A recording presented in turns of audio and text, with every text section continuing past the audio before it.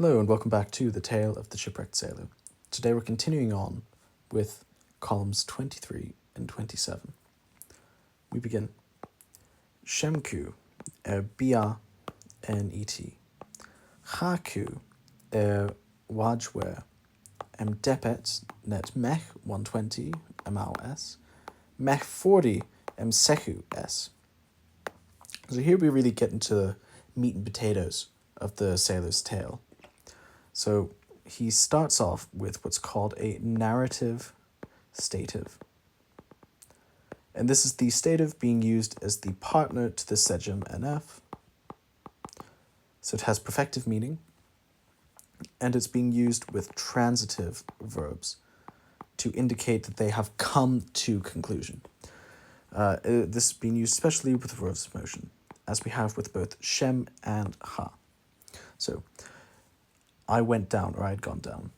Because this is a stative, this could possibly be in adverbial clause, or it could begin with a new sentence, because statives don't have to be introduced with an introductory particle like you or mech or aha n or anything else. However, I prefer to take this just as a completely new sentence. So, I had set off to the mining region. Bia here is derived from the very same word, bia, with these determinatives. And these determinatives show that it means metal. So bia, mining region, we know it's mining region because this foreign land determinative here is derived from an older term, bia, of metal. Mining region of the sovereign.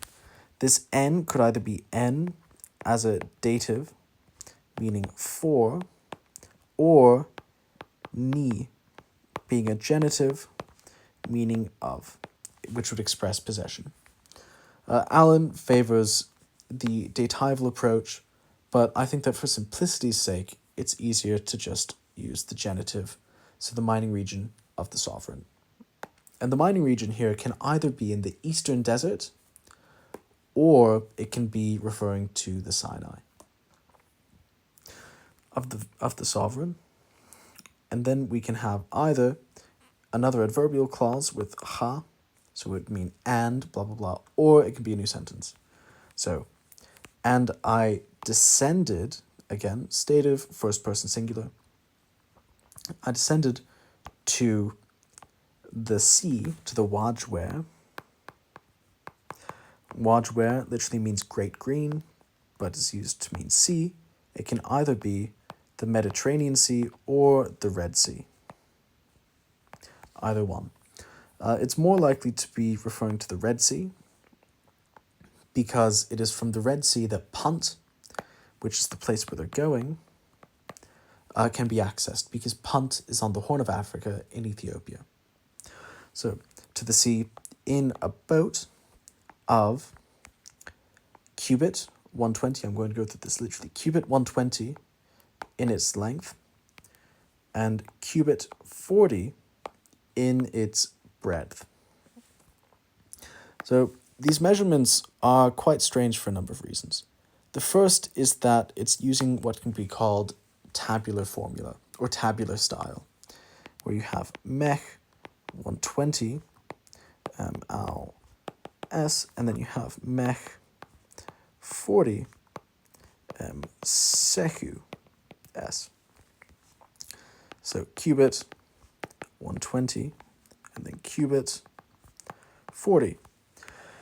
This is tabular because it can really be broken down into a table, and you see this exact style in Egyptian administrative counts. So you have the unit, cubits, here, and then you have the number, here 120, and here 40, and then you have other specifiers. So in this case, length and breadth.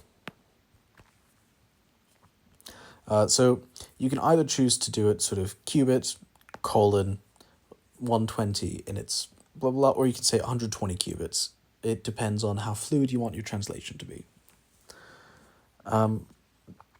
We can see that these numbers are also quite strange because they're far too big.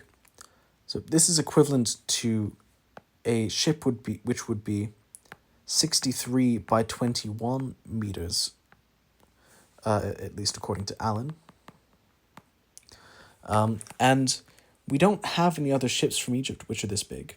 So, for instance, Khufu's bark, which is Old Kingdom, but still will illustrate the point. Khufu's bark is only 43.4 meters by 5.9 meters. So this ship, which the sailor is saying that he took on this impressive expedition, is far larger than anything else we have. And for another reason, which we'll see in the next video, it's likely just an improbable number.